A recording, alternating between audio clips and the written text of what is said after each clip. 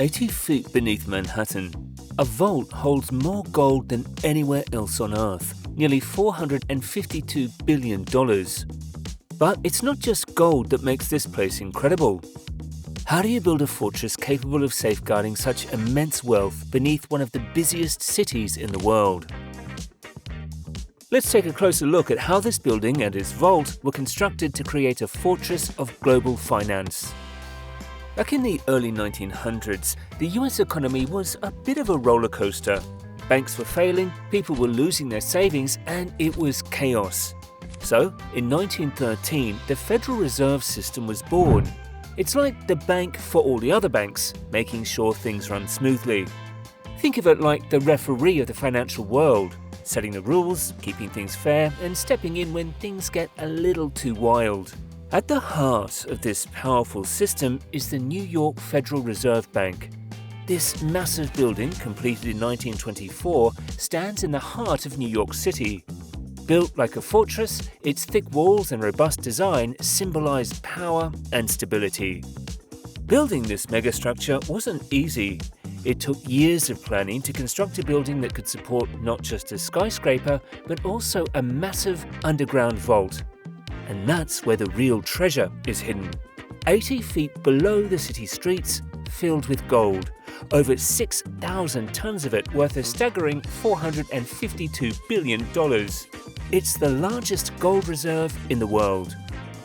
But before this fortress could safeguard billions, it had to be built. And constructing a megastructure like this in the heart of Manhattan was no easy feat. The New York Fed opened in 1914, but it quickly outgrew its space. By 1917, the staff had exploded from 175 to 1,200 in just a year. By the end of 1918, they were spread out across multiple locations, not exactly ideal for getting things done. It was clear they needed a new home, and it had to be big. Manhattan, already the financial heart of America, was the perfect location. Powerful figures like JP Morgan pushed for a New York Fed that would rival Europe's great central banks. They needed a building that could house operations and symbolize America's financial might. A special committee was formed to find the perfect spot. They needed a location that was central, accessible, and befitting the importance of the Federal Reserve Bank of New York. And it set its sights on a prime piece of real estate, an entire city block in the heart of the financial district, bordered by Nassau, Liberty, William, and Maiden Lane. It was the perfect location, but securing the land wasn't easy. The Fed started buying up properties on the block one by one. By early 1919, they'd spent nearly $5 million acquiring around 43,500 square feet of land, 4,040 square meters, and they owned most of it except for one stubborn holdout, the Montauk Building. They couldn't agree on a price. But that didn't stop them. They'd simply build around it. The Montauk Building would become an unexpected and temporary part of the new Fed headquarters. With the land mostly secured, it was time to find an architect. 6 firms competed, and the winner was York and Sawyer with their grand vision for a 14-story neo-Renaissance palace. The design cleverly incorporated the existing Montauk Building, allowing construction to begin without further delay. Construction kicked off in 1919 with an initial estimate of $25 million. Thanks to savvy negotiations and post-war cost changes, the final bill was brought down to $18.7 million, roughly $300 million in today's money. The project faced challenges: digging deep into uneven bedrock, building around an existing structure, and ensuring the building wouldn't sink. This wasn't just any foundation. They dug deep, way down to the bedrock. That's the solid rock layer beneath all the dirt and sand. We're talking 117 feet down in some places. Why so deep? Well, they needed to make sure the vault and all that gold inside wouldn't be going anywhere. To hold up all that weight, they didn't just rely on the bedrock itself. They drove 99 massive concrete piers even deeper into the rock. Think of them like giant anchors, locking the whole thing in place. Even now, it's rock solid.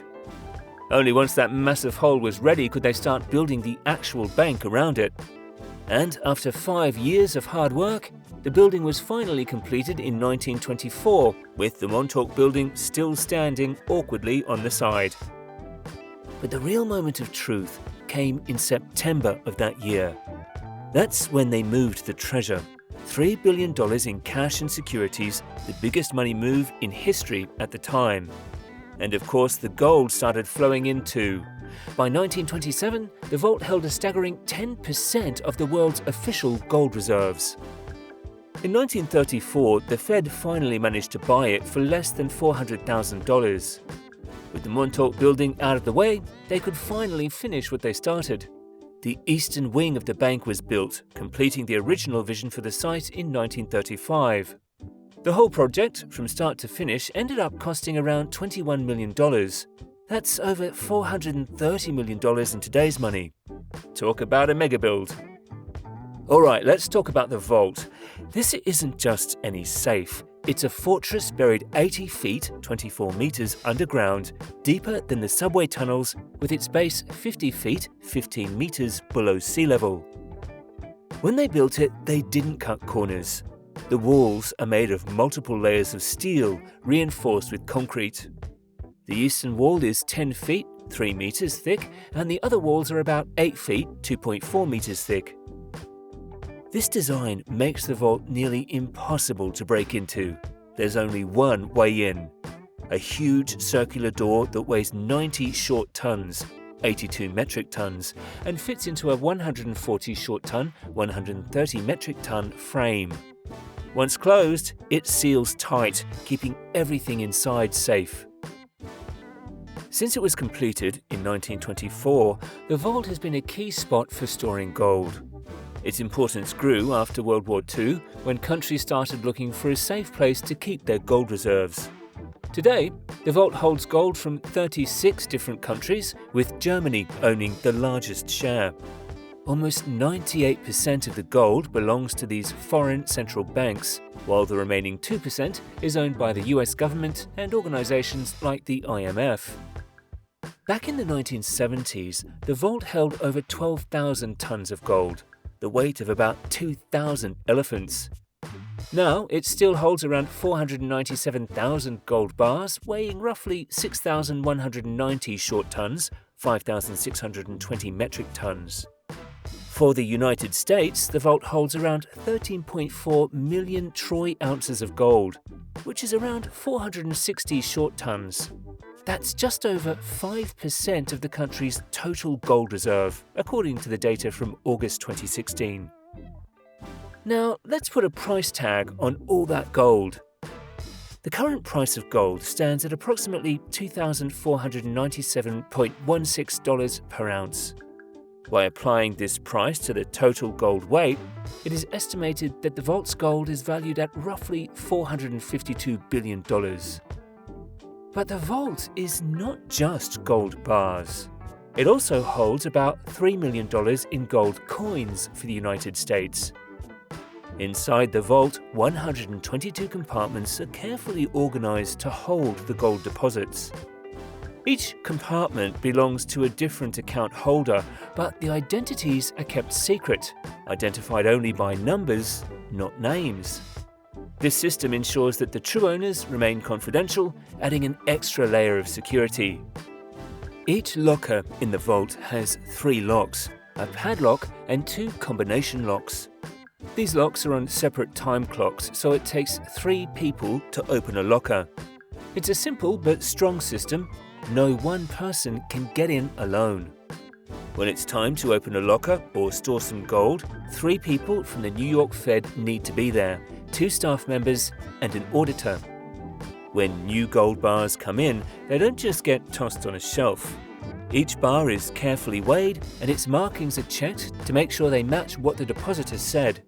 It's important because when it's time to take the gold out, the exact same bars need to go back to the owner. Robots are used to move gold bars in the vault. These machines navigate the vault's layout with precision, ensuring that every bar is placed correctly. The Federal Reserve charges $1.75 for each bar moved, covering the cost of these robotic operations. If you're thinking about visiting the Federal Reserve Bank, you can book a tour, but don't get too excited about seeing piles of gold bars. The actual vault is off limits to the public. The vault's reputation for security has even made it a star in popular culture. In the film Die Hard with a Vengeance, a fictional heist is staged in the vault. While the movie is purely fictional, it adds to the vault's iconic status as one of the most secure and intriguing places on Earth. And just to be clear, despite its portrayal in the movies, there has never been a robbery attempt on the vault. The security measures in place have kept it impenetrable and its contents safe. So there you have it, the New York Federal Reserve Bank. From its impressive construction in the heart of Manhattan to the vault buried deep below, it's more than just a building. It's a symbol of financial power and security that stood strong for over a century. With everything going on in the world today, is it really smart to keep all that gold in one place? Let us know what you think in the comments. And if you enjoyed this look inside one of the world's most important buildings, don't forget to like, share and subscribe for more insights on the mega projects that shape our world.